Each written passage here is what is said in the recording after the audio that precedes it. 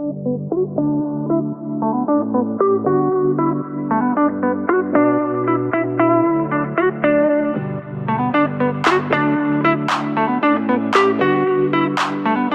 welcome to the Thrivecast. It is a production of the Thrival organization, and Thrival has been around, going strong for almost 15 years, where firm owners come from all over the world to build community and grow and build their firms together through our programs, events, education, and conferences. And we want to say thank you to Bill. They are a sponsor of the Thrivecast and have been for many years. We're actually a 15-year user of Bill in our firm. So thank you, Bill, for helping us as we deploy Bill into a lot of our controllership and CAS work with our clients all across the country. Thank you, Bill, for being a sponsor of the Thrivecast. Hey, welcome to another episode of the Thrivecast. I'm pumped. We always bring some great guests to really have really deep conversations. Scott Allen, Ph.D., academic, really deep thought leader. Julie and I met at a Winning Ways conference, just started diving into his podcast. And the leadership stuff he teaches is pretty amazing. So, Scott, I'll share a few things on your bio. So you were in academia, an instructor at Cox School of Business Educational Education. 18 years you did that, right? So yes, right now, I spent 17 years working with undergrads and grad students at John Carroll University in Northeast Ohio. And now I'm at SMU and I work with just their corporate clients, so executive education. People with the challenges today. Okay, right. Right now. Like right now. Well, that's pretty important, right? We learned academia does help us in some way. The real world is different too. But you've gone pretty deep into that. A lot of peer-reviewed articles, and Phronesis, which used to be the name of your podcast, it's kind of a deep podcast. I mean, it's accessible. It's totally accessible, but you bring really some pretty strong thought leaders, some pretty smart people. And so I love being challenged by what you do there. So welcome to the Thrivecast. I'm excited to talk to you today. So thank you. Yeah, we'll have fun. We'll have a good time. I love the conversation we're about to have, whatever that is. Yeah, wherever that goes, that's what we do. So you changed the name of your podcast. So why did you name it Phronesis, and then why did you change it? Aristotle had these different types of wisdom, right? And so phronesis means practical wisdom. So I absolutely loved kind of the framing of that. And so the podcast was originally called Phronesis, Practical Wisdom for Leaders. So a little redundant, but I just changed the name to now Practical Wisdom for Leaders. And yes, I mean, I started off really focusing on talking with some of the world's best scholars and academics on the topic of leadership and leader development. And then now I'm kind of transitioning thoughtfully to more practitioner-oriented conversations. I mean, it's been about 5 years of really diving deep into some of the academic perspectives. Now it's about, okay, you're doing the work. And I've had those guests as well, but yeah, it's definitely not it's someone who's really interested in leadership and really wants to take their skills to the next level and their knowledge to the next level. Because I'm getting my butt kicked every 2 weeks, every week, every time I have a conversation with somewhere in the world, and with someone from somewhere in the world. And so I've loved it. As you know, having a podcast, it just kind of systematizes your learning. Oh yeah, it's awesome. Right? Yeah. It's how I get my own MBA degree every time I record with smart people. Well, so let's dive in. So when we are an entrepreneurial community, so we serve entrepreneurs. Love it.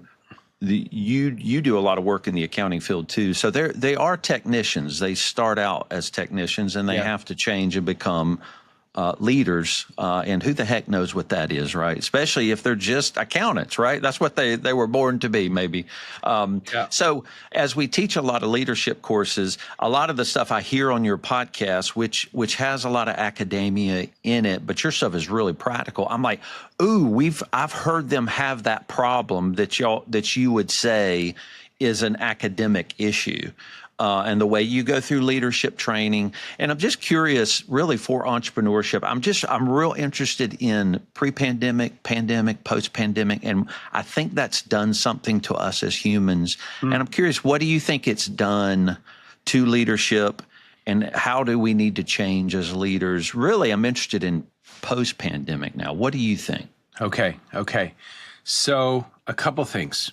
First, leaders are learners, and you have a person who's a technician, an accountant, or an auto tech, or a phlebotomist, or an attorney, or a physician, and they're elevated to a position of authority or to a leadership position. And I post every day on LinkedIn about leadership. So listeners can follow Scott J. Allen. Every day I'm posting. And tomorrow's post is about all the new things that you need to know when you move from accountant to leader. And it's a long list. It's a totally different job, Jason. Totally different job. Fundamentally a different job. You are now required to be skilled in building a high-functioning team, having difficult conversations, inspiring others, influencing others, business development. I mean, we just go down the list, managing a P&L. We can go down the list, and I sometimes feel like I'm taking crazy pills, because if you look at, that's like saying to me, hey, you've studied leadership for 20 years and you've written about it. Why don't you go do accounting, Scott? Right.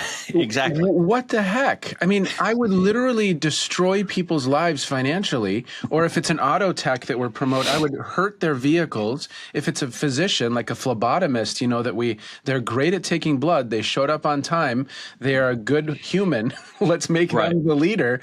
And then we give them no skills, no training, no real. And then we wonder why, Gallup's numbers suggest that 70% of people are going to work and they are disengaged.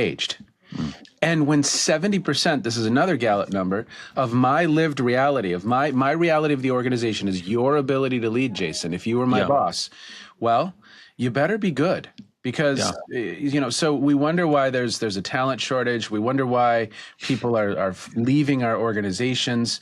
And it's pretty amazing when you think about what we do. And it's across industries. I work in all kinds of different industries, whether it's automotive, insurance, banking, healthcare, doesn't matter. Accounting, we elevate these people. It's a totally new job, and then we expect them to be successful. And you know what? No, I think it's silly what we're doing. Yeah, for sure. And I guess that means, which I think you would believe, you can learn to be a great leader. You're not born a leader. That's a thing that takes a lot of hits and punches and growth and things like that, which thankfully that's true. That's true for all of us. So your podcast, you talk a lot about leadership education and training is very important. Yes. And y'all talk really about the theory of it, how you do it, why you do it this way. And I love one of your guests said something, I don't know, maybe it was you or one of your guests. It's like, a leader's like going to the gym. Yes. It's like just dirty, hardcore work, 30 minutes every morning, getting sweaty. Leadership is a lot of learned lessons over many, many years. Yes. So does that mean leadership is hard to learn, or is it just takes a long time? Well, again, and I'm going to get to your original question. Right. But I'm post-pandemic totally view of leadership. Yeah. Yeah. Yes. I mean, of course it can be learned. And just like there's rules out there in people's minds that charisma can't be learned. No, charisma can be learned. You can move the needle on Scott's ability to show up and display charismatic behavior. That's so cool. If that might just be like humor. So you can put me in a course around improv and I can get better. I might not be Will Ferrell in the end or Stephen Colbert, but I can improve. And leadership is no different. The challenge is we don't approach leadership. Again, I write daily on LinkedIn. So are we learning in little bite-sized chunks of what we need to know to get a little bit better each and every day? Are we putting in that time, even if it's 10 minutes a day? That is going to build muscle. So yes, I mean, putting people into positions of authority and giving them very little training, not having requirements in the management industry. Again, for me to be an accountant, I have to sit for the CPA, or Right. to become a beautician, I need to get certified, or Right. a carpenter. But we put people in positions of authority, and there's nothing required of them other than hopefully you're a good person. Yeah. So leadership in general, if I'm an entrepreneur and I'm looking around and I'm not getting the results I want, and by this, from a cultural standpoint, I mean things like retention is poor, I'm not getting best in class candidates for my job, our engagement scores are low. Those are indicators that the culture, that the systems we have in place aren't yielding the results we want. So that's one of my favorite quotes. This is Deming. I'm not going to say it exactly correct, but every system's perfectly designed for the results that it achieves. Yeah. So here we are. And what do leaders do? They build teams and they solve puzzles all day long. They hopefully have built a strong team. But again, you're not trained on that when you're getting your CPA. No. How to build a team is not on the exam. No. But now it's your job. Now this is the job. And so again, we put a bunch of people. It's like having Scott do accounting. We're in trouble, and they're doing their best. I would do my best, and I would open up the spreadsheet and I would do my best. But you know what? That's going to be pretty poor. So yes, we can get better. But the job is building teams and solving puzzles. So when you asked about the pre-pandemic, post-pandemic, there's this wonderful Harvard Business Review article that I would really implore listeners to read. It's very accessible and it's really important. It's called A Leader's Framework for Decision Making. Snowden and Boone, B-O-O-N-E, and Dave Snowden. And I do know of Dave Snowden. So his framework for thinking. Yeah, exactly. So you've got simple problems, complicated problems, complex problems, and chaotic problems. I'm simplifying here, but I'm going to hone in for a moment on complex adaptive challenges. These are things where there's just an infinite number of variables. And with these types of problems, you have to attack them in a certain way. Okay. So these types of problems, anytime you have a human involved, there's an infinite number of variables between you and me. Our backgrounds, our history, our personalities, our maturity. I mean, you just go down the list. So anytime you have a human in front of you, you're in complexity. There's no person you can call in the world right now to say, how do I motivate Scott? What are the 4 steps? There's no one you can call.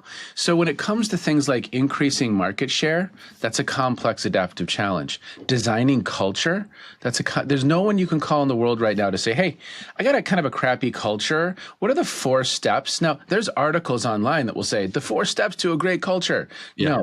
No. Clickbait. It's too complicated. Complicated.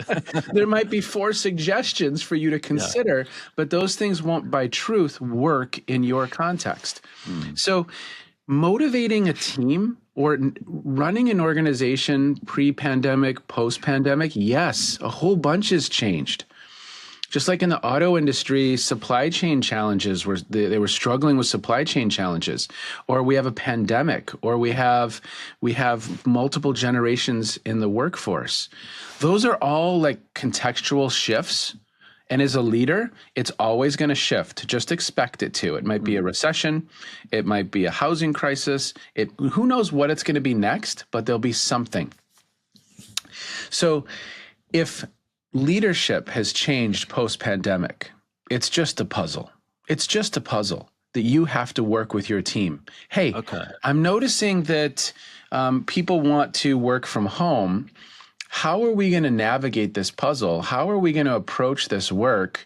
Are we going to make everyone come back? Are we going to try and build a truly remote workforce and open up the world potentially as our potential workforce? Are we going to do a hybrid of these two? You are in the realm of experimentation.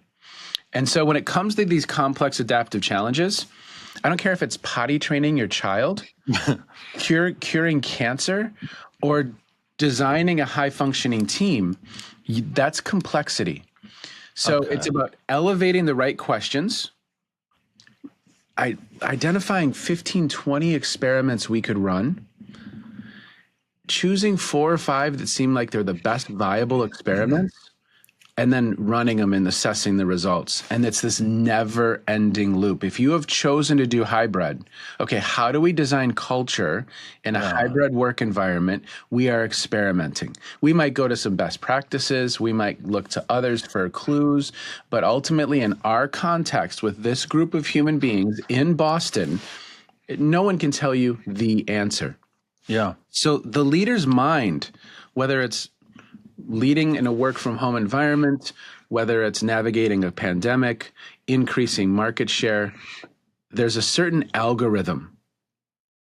I elevate the right questions, identify experiments for us to run them, assess the results, and it's a never ending loop. Okay. Culture's design is never done, for instance. Okay. Right? Well, that's interesting. So because I'm putting the pandemic in this extra special, oh my gosh, how do we navigate this? And you're saying this is what we do. This is just another Leaders puzzle. solve complex problems. Yeah. And we do that. Julie and I do that in our firm. We go, that team member needs to be promoted, different title, different job description. It affects these other 4 people. Leadership team helps us figure out what does that do to this? How do we put more revenue into a team that's now different? It's super complex, and the larger we get, the more people we need and minds to help solve it because we're deficient just in our 2 minds. And you're saying, yeah, we've all been doing that forever, and you're going to keep doing it. Recession, pandemic. It could be your star senior team member got cancer. That is the same solve you've got to figure out. What are we going to do? Yes. That's it. Yes. Complex problems. Yes. So, Jason, what's beautiful about what you just said is, yes, that is the master algorithm. Once your mind thinks of these complex adaptive challenges in that way, you know that there isn't an answer. The most important thing for you right now is that you and your partner have a team of people where when you elevate that question, Jim has cancer. What are we going to do? How are we going to support Jim, A? And B, how are we going to backfill his work? And how are we going to ensure that business development is still a priority? I mean, whatever the question is. Sure. Then, do you have a team of people around that table who have the psychological safety to say what they see, to share their thoughts, their perspectives, regardless of how silly those perspectives might be? Do you have like a diverse set of minds at that table? Because you know what it feels like when you've been at that table and no one's saying anything. People are staying safe. They aren't really saying what they think. And then we have the meeting after the meeting, and that's when really, really bad decisions are made. Right. When the leader's kind of flying blind, right? Yeah. So the most important thing is that leader elevating the right questions. You've been in meetings where like you're like, for real, we're talking about this, like everything is burning down over here. And this is how you want to spend our time right now? Wow. So are you elevating the right questions for the team to work? Are you creating a space where we can actually have that conversation? Bezos famously said, he speaks last. They kind of frame up the situation. Everyone reads the memo, gets on the same page kind of psychologically. They then have the conversation, and then a path is chosen. Now, this doesn't mean that just because I gave you my opinion, Jason, you're going to agree with it or always act on it. No, but I do want to hear it. I do want to hear what you think. And we need that collective brain trust to come up with the best possible experiments, just like curing cancer. You need the physicians to say, what's our best next guess as to how to prioritize our time? Oh, immunotherapy. Okay, let's try that. Let's use the immune system against, yes. It's not experimenting willy-nilly. We've laid out 20 options. Here's what we think are the 3 or 4 best that we can probably implement with success. Let's try it out. Very cool. Yeah. And it sounds like what you're saying is the as you grow, because as a services organization grows, it becomes more complicated. Another right? problem, right? So the leaders, so the leaders we put around us become more and more important. So I'm really interested in this question that I wanted to pose to you about promotions, because we work with firms that grow and structure up and promote people. That's what happens. Okay. And a lot of times you see somebody going, wow, they are good at accounting. And they get better at accounting. Wow, they're more technical than I thought. It's like, oh my God, they are smart as a whip. So you promote them, right? Yes. And they have, terrible perceptions about people around them. They don't listen. And so it's wild when we tell the firms we work with, we're like, you're not trying to promote the person that's most technical. You're trying to promote a person that can be and lead people. And of course, it's hard to define that. So the choice of leadership starts to be around who are those people? Do they need to be perceptive? Do they need to have good listening skills? Do they have to be able to, like, what's the test I need to give somebody before I promote them? And now I know it's not, they're really good at taxes. Yeah. That's like saying Michael Jordan would be a great coach. No. Right. Michael Jordan is not going to be a good or a coach. If you've watched The Last Dance, I mean, if you look at Phil Jackson, at least according to that documentary, he did a very beautiful job of navigating these different personalities, and he had a certain skill set that was needed for that team. Of course, he had expertise in basketball, but he wasn't the best basketball player in history. No. Nor was John Wooden. But they were incredible coaches, right? That's so cool. So, yes, I mean, you have to be super clear on what we want in a coach, right? And that you are so correct. The best technician does not equal best leader. So I'm working with an accounting firm right now, and we are getting really clear on, okay, when you bring a human into this firm, what are the 6 things of what it means to be a great producer, a great human, a great citizen in this organization?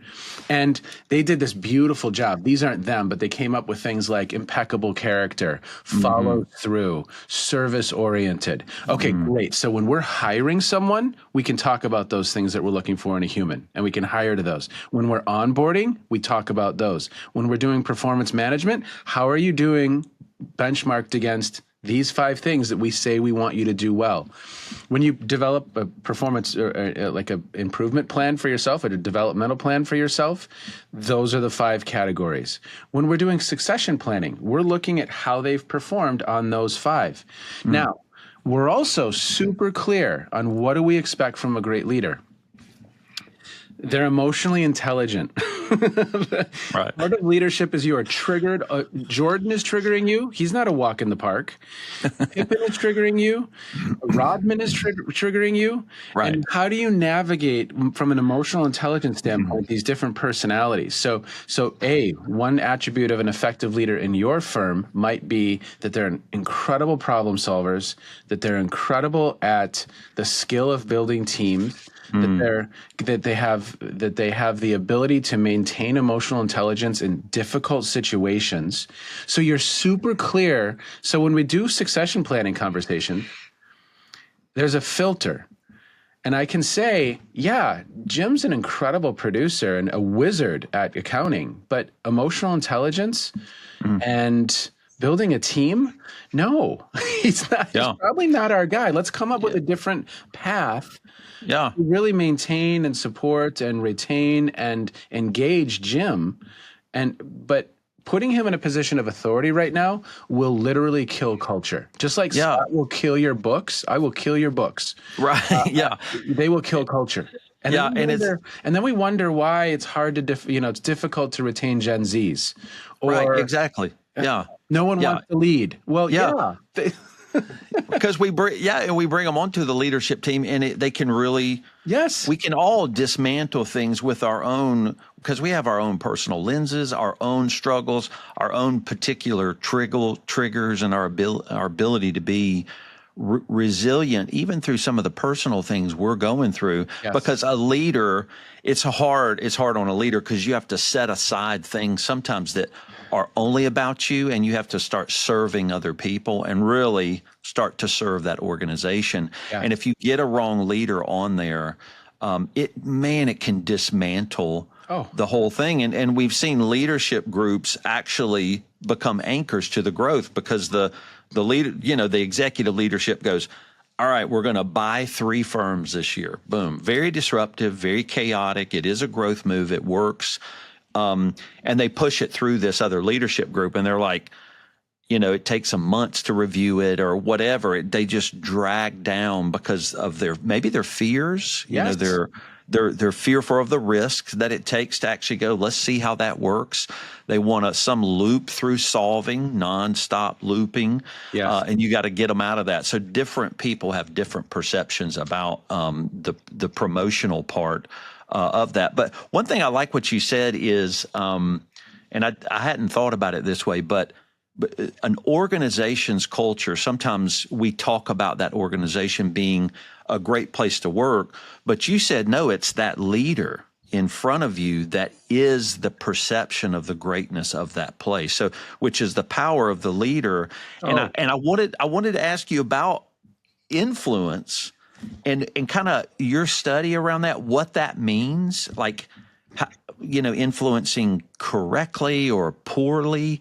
But it almost sounds like if there's a great place to work, it's because that place has great leaders and they influence the culture with kind of who they are, which really is pretty amazing, the importance of leadership. So what about the influence of a leader? Can they help people change really fundamentally who they are? Okay, awesome. So there's a few things in there that I would love to tackle. So first, culture.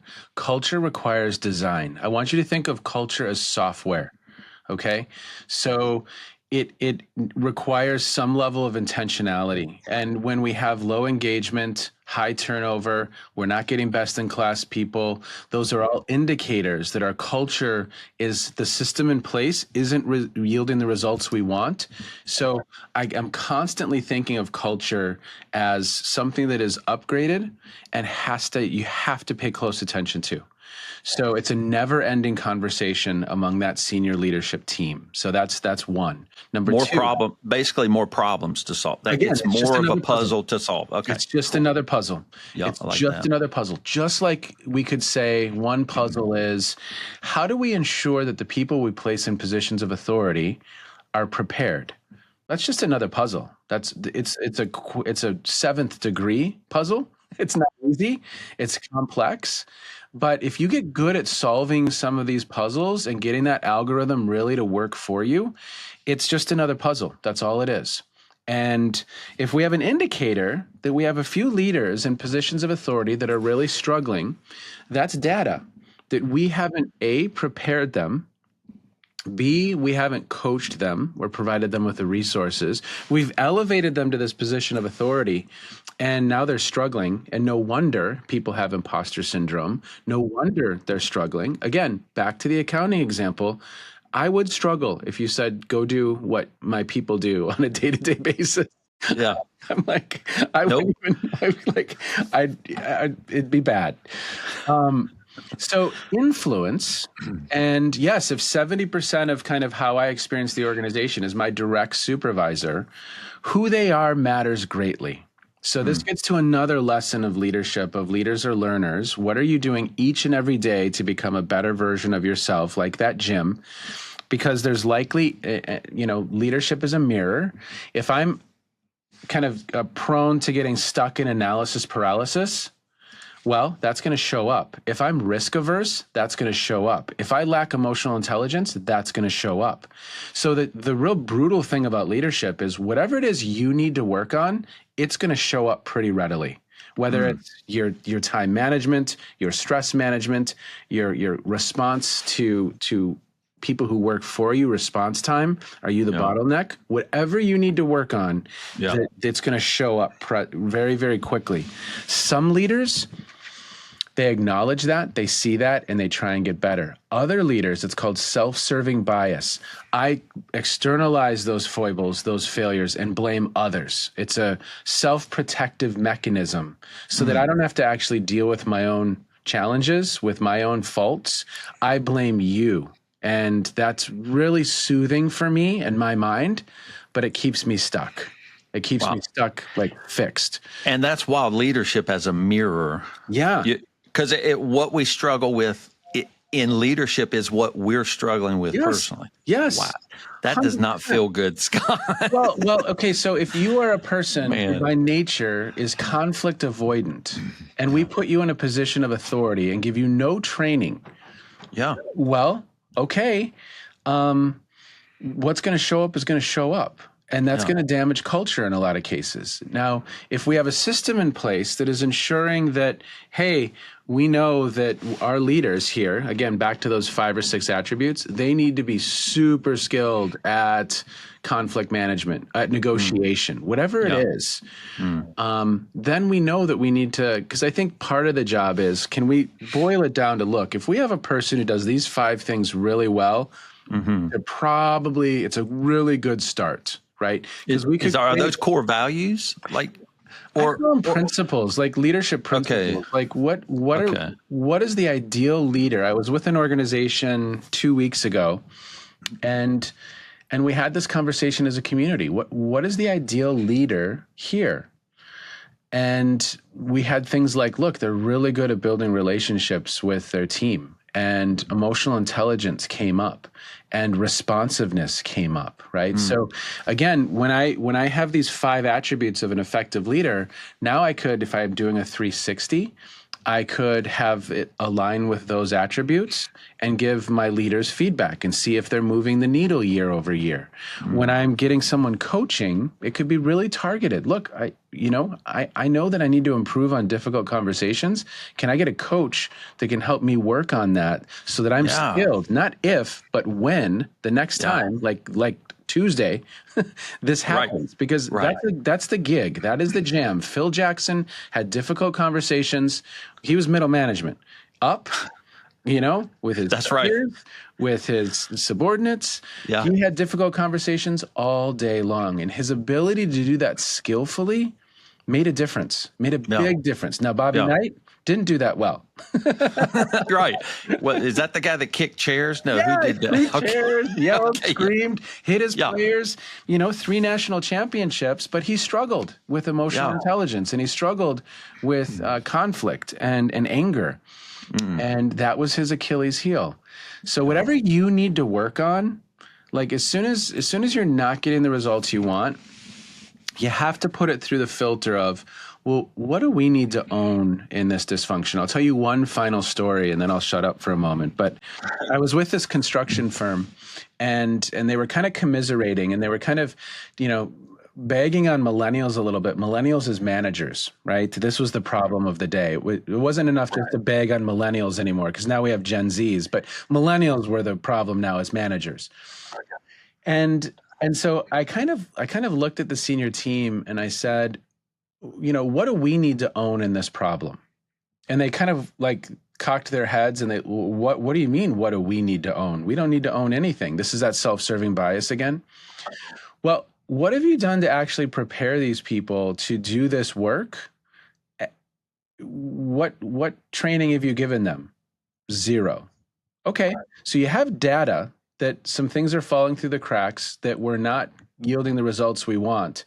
You're blind to the fact that you've given these people no preparation to do because their job now is all day long, these foremen, difficult conversations, negotiation, problem solving, and building relationships really, really quickly.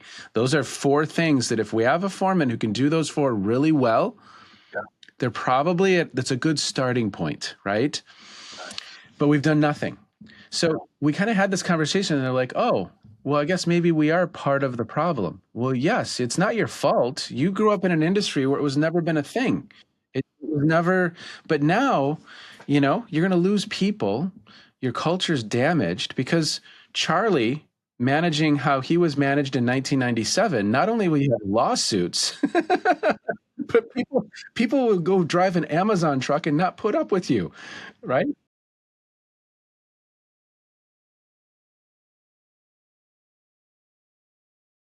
So yeah, it's crazy. Well, and that's why a lot of times leadership really is emotionally draining, because it is very self-sacrificing for other people, for an organization. But that doesn't mean you still don't need to rest and have emotional rest. You can't jack your amygdala up constantly, nonstop, and really be healthy doing that. So if leadership is very draining, Yes. then how do you also get the rest you need to still keep sacrificing when you go to work? Is that a personal thing? You need to go walk in the woods or Love something? it. I love it. It's such a great question, Jason. So, yes, it might be a walk in the woods. Okay. But here's how I think about that question.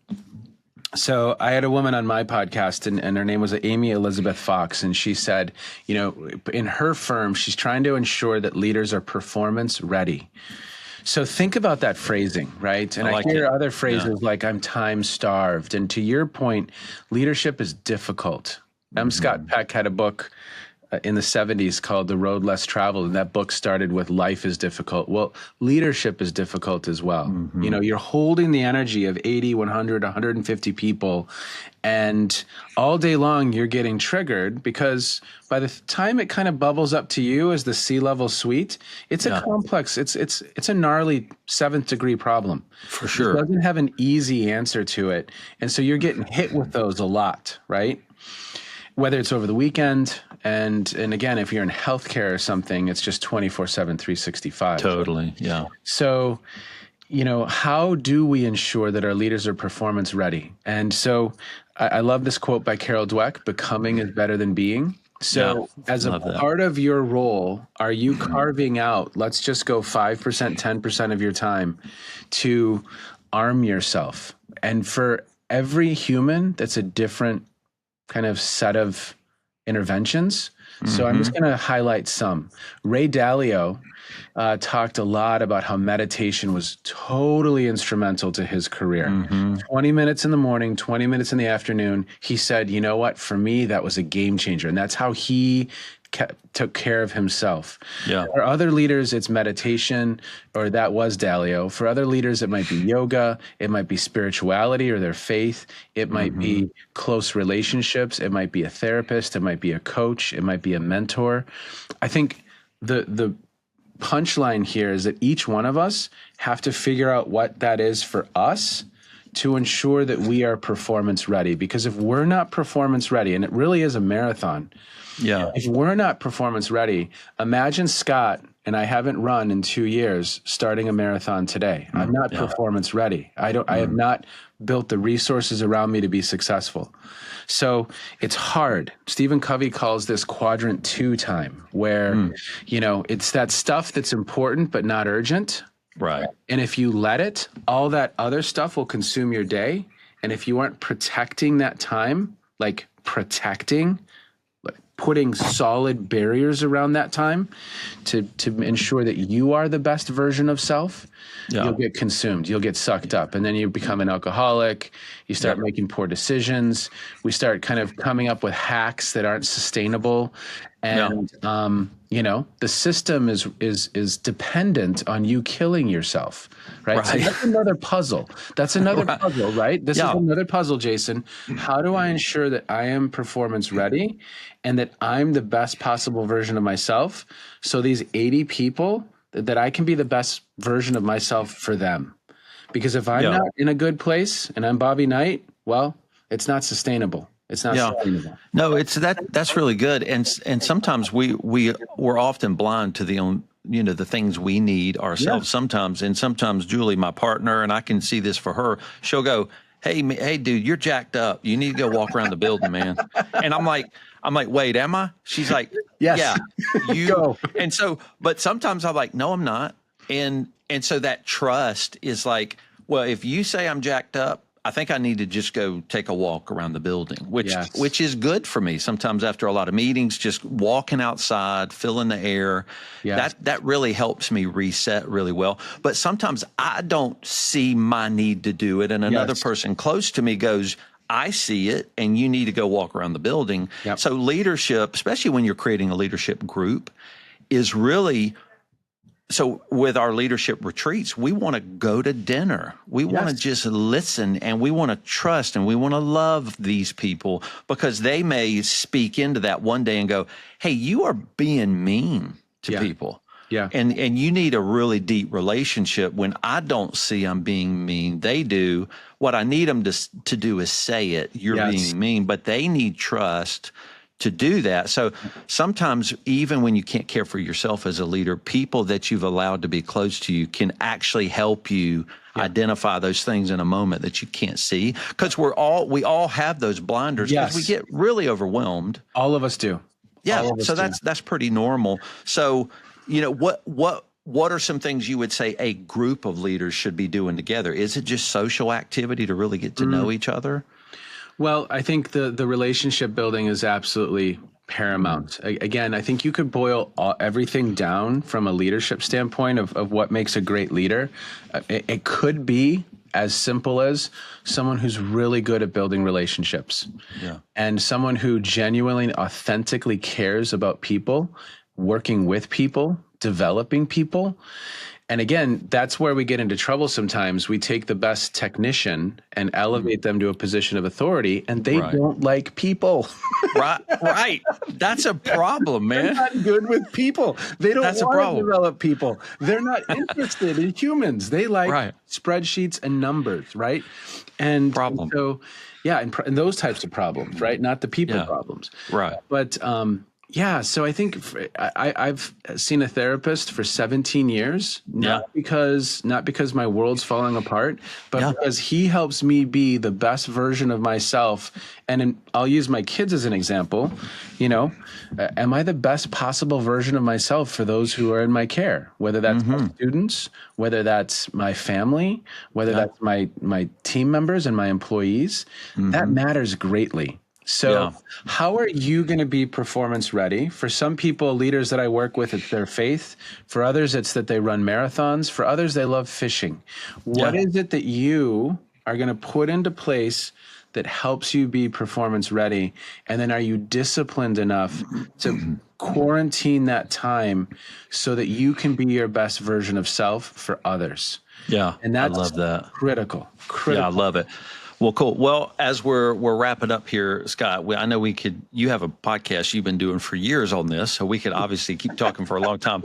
But I love this quote. I think you posted it from Jonathan Reams. It says, "Leaders create the weather," which I guess I didn't intuitively get it, but I think I get it now. But as we wrap up, what does that mean? Leaders create the weather. It's a really cool quote. Yeah. Well, and another reason I love that is I think you could say parents create the weather.